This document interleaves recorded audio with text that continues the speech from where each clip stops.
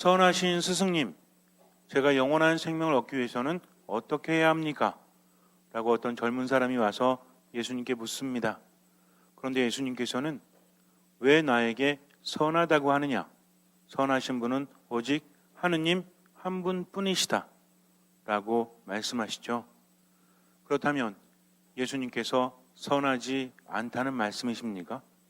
오직 하느님 한 분만이 선하시고 예수님은 선하지 않다? 예수님은 선하신 분이십니까? 선하지 않은 분이십니까? 나는 착한 목자다 라고 말씀을 하십니다. 그러면 왜 예수님께서 이렇게 말씀을 하셨을까요? 우리는 묵상을 해보아야 합니다. 그 다음에 이어지는 대화를 통해서 조금 더 깊이 묵상해 볼 수 있겠죠. 그 사람은 영원한 생명 얻기를 원합니다. 예수님께서는 계명에 대해서 말씀을 해주십니다. 익히 유대인들이 알고 있는 계명. 그런데 그 사람은 그러한 계명들을 어릴 때부터 다 지켜왔죠.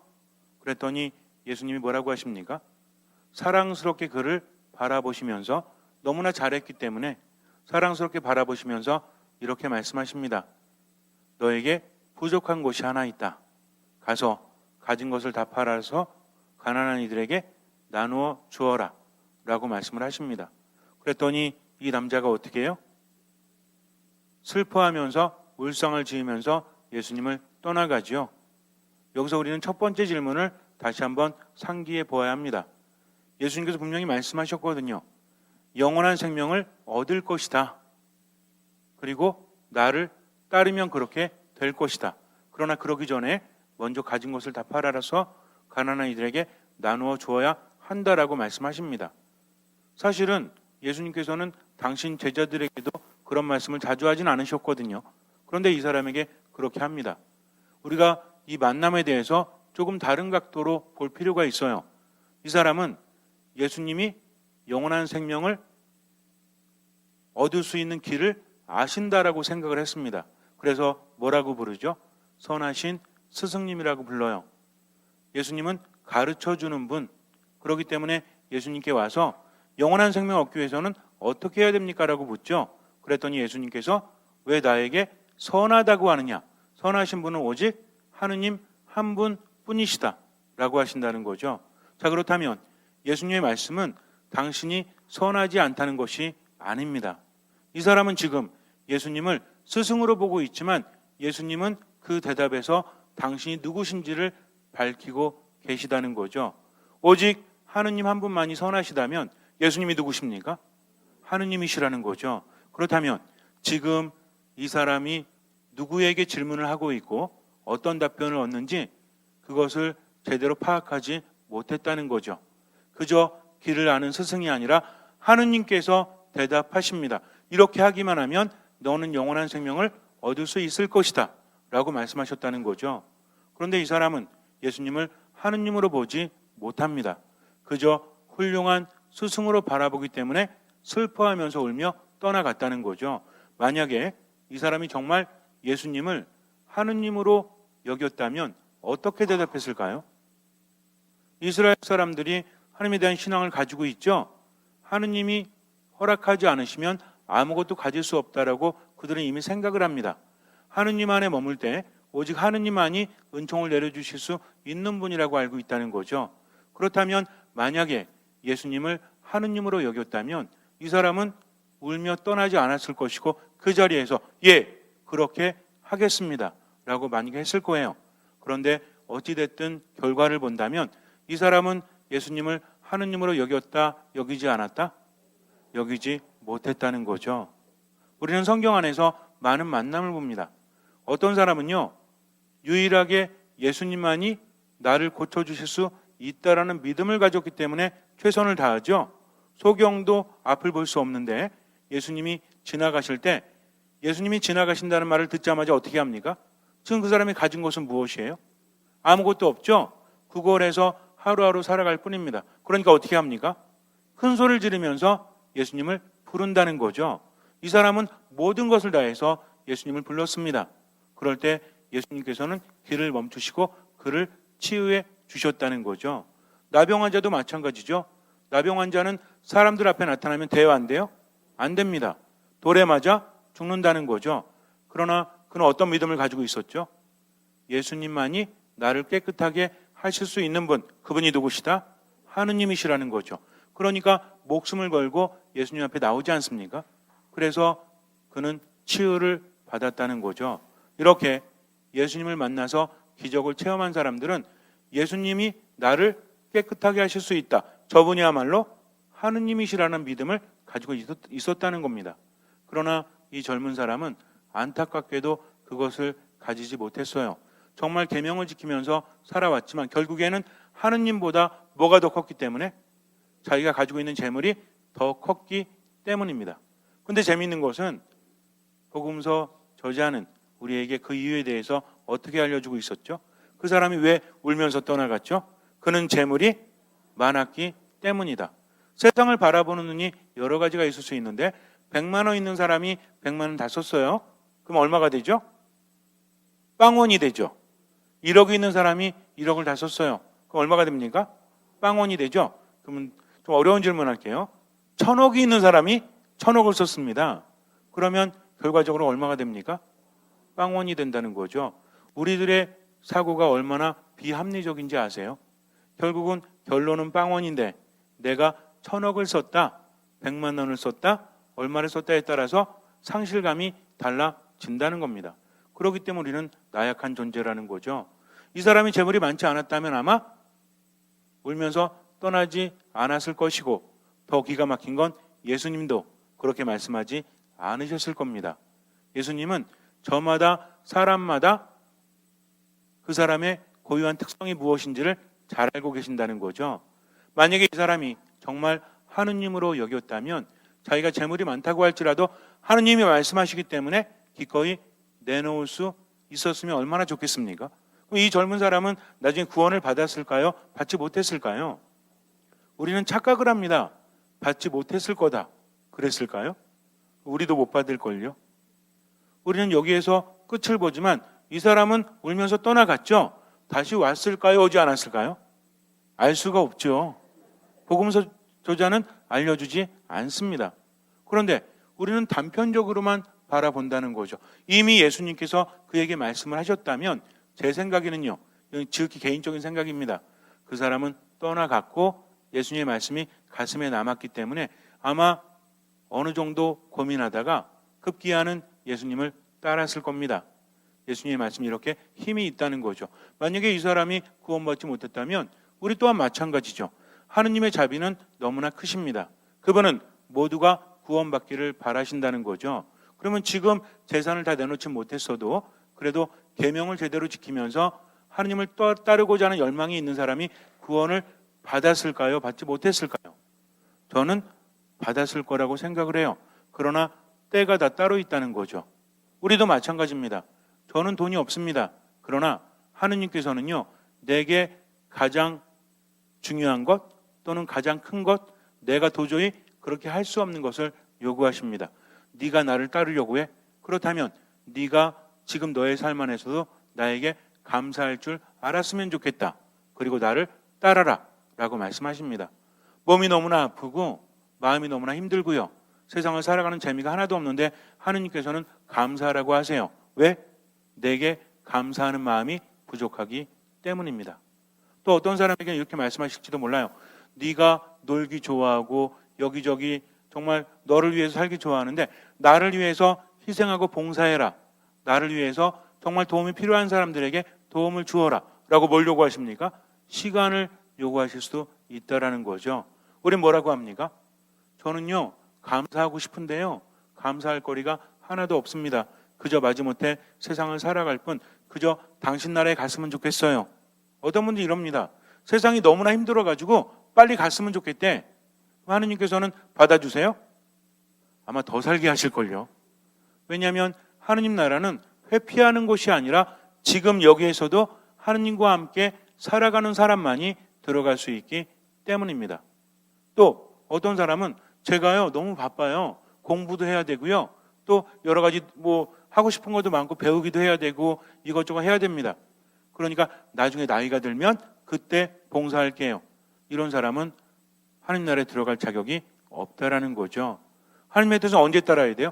지금 여기에서 우리는 여러 가지 핑계를 댑니다. 지금은 바쁘니까, 지금 별로 없으니까 나중에 베풀고요, 나중에 그렇게 살게요 라고 하지만 우리에게 주어진 시간은 언제뿐이 없어요? 지금뿐이 없다는 거죠. 우리가 하느님을 삶의 첫 자리에 둔다면 때로는 내가 커지려고 할 때 내가 집착한 것이 있거나 내게 소중한 것이 있거나 도저히 그렇게 할 수 없는, 또는 이런 경우도 있겠죠. 내가 어떤 사람에 대해서 사무치는 미움을 가지고 있다. 그 사람이 나에게 엄청난 상처를 줬기 때문에 과거에도 줬고 지금도 주고 있고 앞으로도 줄 것이기 때문에 나는 그 사람을 용서할 수 없습니다. 아니, 용서는 해도요, 사랑할 수 없습니다 라고 말할 때에도 주님께서는 뭐라고 하십니까? 아니다, 나를 위해서 그렇게 하려무나 내가 그것을 원한다. 우린 뭐라고 합니까? 이것만큼은 안 됩니다. 도저히 할 수 없습니다. 그럴 때 예수님께서는요, 우리 손을 잡아서 데려가십니다. 어디로 데려가시냐면 겟세마니 동산으로 데려가세요. 그리고 당신의 모습을 보여주십니다. 아버지, 이 잔을 제게서 거두어 주십시오. 예수님께서 너무 힘드셨죠? 너무 힘들어서 아버지와 일치하지 못하고 피땀을 흘리시면서 번뇌로 가득하지 않으십니까? 내 마음이 괴로워 죽을 지경이다. 그러니 나와 1시간만 깨어 있어다오 하면서 누구에게 부탁하세요? 예수님의 제자들에게 부탁하시고 기도를 다시 하러 가시죠. 그리고 뭐라고 하십니까? 아버지 잔을 제게서 거두어 주십시오. 또 말씀하십니다. 그러나 제 뜻대로 마시고 아버지 뜻대로 하소서라고 말씀하셨다는 거죠. 우리도 마찬가지입니다. 쉬워서 그러는 게 아니에요. 그게 아무나 할 수 있는 것이기 때문도 아닙니다. 내가 할 수 있다라고 마음 먹어도 하기가 너무나 어려워요. 그렇지 않습니까? 성당에서 생각하면 다 돼. 그렇지 않아요? 성당에서는 그래, 앞으로는 감사하며 살아야 되겠다. 앞으로는 누구든지 용서해야 되겠다. 어쨌든 뭐 인생 뭐 있어? 어차피 조금 살다 갈 건데 움켜잡으면 뭐해? 베풀면서 살아야지. 그게 남는 거잖아? 라고 마음 먹죠. 안 그래요? 여기서도 도저히 용서할 수 없어. 도저히 감사할 수 없어. 베풀긴 개뿔, 내 건데 왜 줘? 이런 생각하세요? 아니죠. 여기서는 생각되죠. 성당문만 나가면 어때?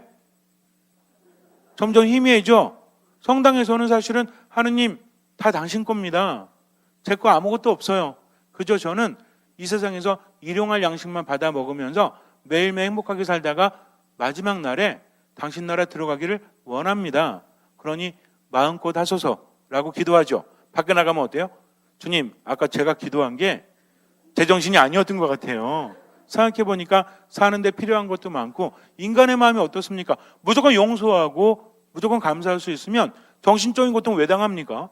사람들이 살아가면서 요즘에 심리적인 고통도 많고 정신적인 괴로움도 많죠? 이 사람들이 약 먹고 치유받고 상담하고 왜 그렇게 하겠습니까? 주님, 세상은요 그렇게 만만하지 않습니다 라고 말하면 하느님께서 뭐라고 하실까요? 그 세상을 내가 만들었다. 정말 중요한 것은 사람들이 알면서도 실천하지 못하니까, 그러니까 그들은 영원한 생명을 얻을 수 없는 것이다. 그러니까 우린 또 어때요? 성당에 와서는 또 기도하면서 또 깨닫죠? 근데 밖에 나가면 어때? 이게 무슨 바닥 뚫린 바가지도 아니고, 바닥 뚫린 바가지로 물 푸면 물 안에서는 퍼져요, 안 퍼져요? 물 안에서는 퍼지죠? 근데 들면 어때? 질질 새. 좀만 가면 다 물이 떨어져 버리지 않습니까? 이건 당연한 겁니다. 왜 당연한 건지 아세요? 우리가 여기 있을 때는 지상에 있는 게 아니야. 특히 미사 참여할 때는 어디랑 연결이 돼 있죠? 천국과 연결이 돼 있습니다. 그러니 생각도 천국이지. 근데 밖에 나가면 어때? 천국에서 벗어났으니까 그렇게 되지 않는 거거든요. 그러니 어떻게 해야 돼요? 영원한 생명은 포기하시고 그냥 살다 죽으세요. 그러면 됩니까? 안 됩니까? 안 되죠. 예수님께서는요 이렇게 말씀하십니다. 나중에 뭐라고 말씀하시냐면 부자가 하느님 나라 들어가는 것보다 낙타가 바늘길을 통과하는 것이 더 쉽다라고 2번이나 말씀하세요. 그러니까 제자들이 뭐라고 합니까? 아니 그러면 누가 들어갈 수 있단 말이냐, 이렇게 불평합니다. 그래도 예수님 뭐라고 하세요? 그것은 인간에게 불가능하지만 하느님께는 가능하다. 하느님께는 모든 것이 가능하다는 거죠. 지금 우리가 아무리 마음 먹어도요 정말 여기서 깨달아서 그래, 오늘 집에 가가지고 가진 것을 다 팔아서 가난한 이들에게 주면 나는 영원한 생명을 얻겠지? 라고 생각을 해도요, 집에 가면 못 팔아요. 팔 수 있는 분 하면 손 들어보라고 하면 들으시는 분은 내일 당장 팔아야 됩니다. 손 들어보세요. 그러고 싶은 마음은 굴뚝 같지만 세상이 만만하지 않기 때문에 그럴 수 없다는 거죠. 이게 우리입니다. 얼마나 나약한지 몰라요. 그런데 하느님께는 자꾸만 막 달래. 내가 받는 것이 얼마나 어려운지 알면서도 난 하나님의 뜻대로 살지도 못하면서 자꾸만 달라져. 이것이 인간입니다. 그러나 참으로 다행스러운 것은 하느님은 나보다 나를 더 잘 아시고 사랑하신다는 거죠. 그분은 누구라도 구원받기를 원하십니다. 바꾸어 말한다면 누구나 영원한 생명을 얻기를 바라신다는 거죠. 그러니까 누구의 뜻대로? 그분의 뜻대로 이끌어 주십니다. 예수님의 말씀 중에서 정말 중요한 것은 하느님께는 가능하다. 인간 스스로는 구원을 향해서 나아갈 수 없지만 하느님께서는 그것을 가능하게 만드신다는 거죠. 그러니까 나는 어떻게 하면 돼요? 솔직하게 있는 그대로 말씀을 들으면서 머물면 돼요. 그렇게 하느님 안에 머물기를 열망하며 살아가잖아요. 뭐가 바뀝니까? 인생이 바뀌기 시작을 합니다. 우선 생각이 바뀌죠. 계속 생각을 하니까 억울하게 바치는 것이 아니라 세상에 대한 깨달음 하느님께서 계속 주십니다. 그러니까 세상을 살면서 미련이 안 남거나 어떤 세상에 대한 재미가 사라진다는 개념이 아니라 여기서도 좋아. 그러나 더 좋은 것을 알기 때문에 하느님께 의탁하게 된다는 거죠. 하느님은 당신 방식대로 지금을 살아가면서 최선을 다하기를 바라십니다. 비록 전 재산을 봉헌하지 못해도 지금 내가 살아가면서 내게 있는 힘, 내게 있는 지식, 내게 있는 능력, 이것을 총동원해서 바로 지금 여기에서 하느님과 다른 사람들을 위해서 봉사하고 내어줄 수 있다면 그것이 시작이라는 거죠. 그래서 내 삶을 나만을 위해서 살아가는 것이 아니라 내가 가진 모든 것, 재산뿐만이 아니죠. 내 능력, 내 시간, 또 내가 가지고 있는 모든 것을 통해서 하나님의 영광을 위해서 일하고 또 무엇을 위해서? 다른 사람을 위해서 내가 봉사하거나 나눠주거나 희생한다면 그때부터 나는 어떻습니까? 하느님 안에 머물게 된다는 거죠. 그 맛을 압니다. 그러니까 어때요? 세상을 살면서 한 번에는 못해도 조금씩 짐을 옮겨놓는 거죠. 어디로? 하늘나라로. 우리 예를 들어서 이사를 가야 되는데 한 번에 옮길 수 없다면 조금씩 옮겨놓으면 되죠. 세상 살면서 그래, 아까워하지 말고 내가 좀 베풀어야 되겠다. 아까워하지 말고 내가 희생 봉사해야 되겠다 하면서 나만을 위해서 하는 것이 아니라 내게 주어진 모든 것을 통해서 정말 내어주는 삶, 희생하는 삶, 봉사하는 삶을 살기 시작하면요, 그때부터 삶이 더 풍요로워집니다. 왜 그런지 아세요? 하느님께서 함께 하시기 때문입니다. 여러분들 한번 생각해 보세요. 어떤 사람이 현명한 사람인지를 끊임없이 생각하셔야 합니다. 우리는요, 아무리 배고파도요, 쌀 한 말 못 먹죠? 혹시 한 끼에 쌀 한 말 먹을 수 있는 분 계십니까? 소 한 마리 먹어요? 그러면 아무리 돈이 많아도 먹을 수 있는 것은 한계가 있다라는 거죠. 매 순간순간 그것만 먹으면 돼요. 그것만 입으면 돼요. 그것만 필요하면 돼요. 그래도 내 것을 놓지 못하지만 꾸준히 묵상하면서 하루하루 살게 되면 그 다음부터는 삶이 바뀐다는 거죠. 내가 하느님께 가까이 갈수록 내가 내어주면서 살아갈수록 오히려 삶은 더 풍요로워집니다. 삶은 더 행복해진다는 거죠. 그러면서 점점 어디와 가까워져? 하느님의 나라와 가까워진다는 거죠. 이런 사람의 특징이 뭡니까? 여러분들 어쩔 수 없어요. 내가 아무리 감사하며 살아야지 라고 해도요, 금세 까먹어. 성당에서는 벌써 감사합니다 제가 몇 번 연습시켰죠? 1000번은 넘었을걸요 아마. 여러분들 감사합니다 3번 해보겠습니다. 시작. 하느님 감사합니다 라고 제가 시켰었죠. 지금 하라는 게 아니라 몇 번이나 했습니까? 그럴 때 기분 좋아지는 거 알았죠? 근데 밖에 나가면 어때? 감사하기는커녕 불평하고 불만하고 그러면서 또 망가진 가슴을 긁고 성당에 와서 또 그래야지 이러고 있잖아요. 이게 왜 그런지 입만 가지고 가기 때문에 그래. 감사하면 하느님의 뜻대로 살아가야죠. 내가 하느님의 말씀을 사람의 말이 아니라 하느님의 말씀으로 알아듣는다면, 우리 그런 말 자주 하죠. 성경에 나오지 않습니까? 하느님의 말씀을 사람의 말로 여기지 말고 하느님의 말씀으로 여기라고 합니다. 그분의 말씀은 이루어져야 되기 때문에 그래요. 그렇다면 이 젊은 사람이 예수님을 일개 스승이 아니라 하느님으로 여겼다면 그 기회를 놓치지 않았을 겁니다. 물론 그 다음에 기회를 잡았을 거라고 저는 믿어요. 이제 우리 차례라는 거죠. 지금 내가 살아가면서 삶에 대해서 끊임없이 묵상합니다. 어차피 우리는 영원히 살아갈 수 없기 때문에. 그러니까 나만을 위해 살아가는 것이 아니라 내가 가진 모든 것을 통해서 가치 있는 삶, 의미 있는 삶을 살잖아요. 그 다음부터 어떻게 바뀌어요? 감사합니다를 자주 합니다. 그리고 공감하는 능력이 커져요. 다른 사람의 아픔을 지나치지 못합니다. 함께 아파해 주죠. 함께 도와주고 옆에 있어줍니다. 말 한마디 하더라도 따뜻한 말로 그를 감싸주는 거죠. 그러면서 언제 불편해? 남 욕할 때 불편해. 어디 가서도 아유 누가 있잖아 이렇게 말하면서 그 얘기 왜 합니까? 아무 의미 없는 거. 남 욕한다고 해서 내 삶이 편안해져요? 이제는 어떤 느낌이 들어? 예전에 아무 생각 없이 막 어땠어?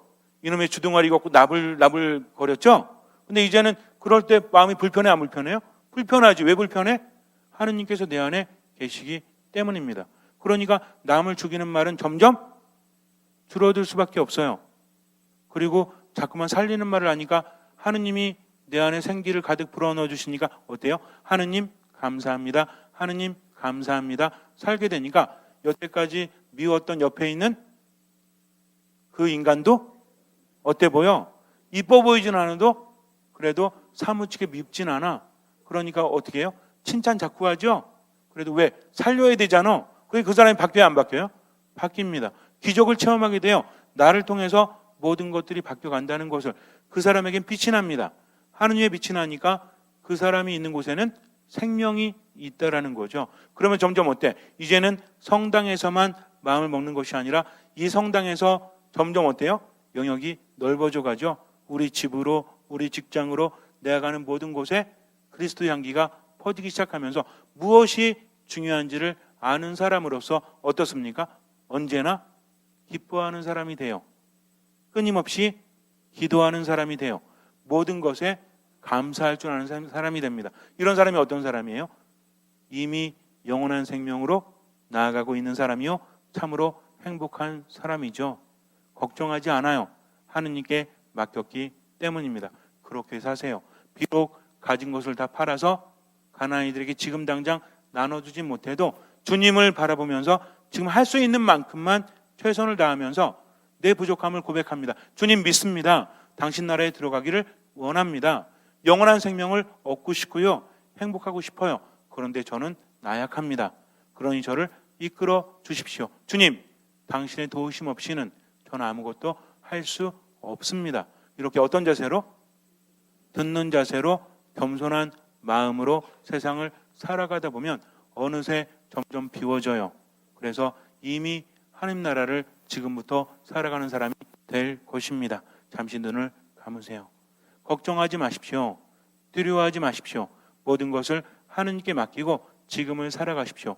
설사 부족함이 있다고 할지라도 복음 말씀대로 모든 것을 다 팔아서 가난이들에게 나누어 주지 못한다고 할지라도 그래도 내게 있어서 정말 하느님께서 원하시는 것이 있다면 우린 기도해야 됩니다. 아버지 잔을 제게서 거두어 주십시오. 그러나 제 뜻대로 마시고 아버지 뜻대로 하소서. 놀랍게도 우린 알고 있어요. 영으로 알고 양심으로 압니다. 하느님께서 무엇을 원하시는지. 그러니까 여러분들은 딴 거는 못하더라도 그것을 할 수 있도록 끊임없이 청하면서 기도하십시오. 그리고 명심하세요. 언제나 미사 안에, 말씀 안에, 기도 안에 듣는 마음으로 머무십시오. 아무것도 판단하지 말고 모든 것을 하느님께 맡기고 어쨌든 지금 여기에서 베풀며 살아가십시오. 주님께서는 그 믿음을 보시고 우리 삶에 놀라운 기적을 일으켜 주실 것입니다. 아멘.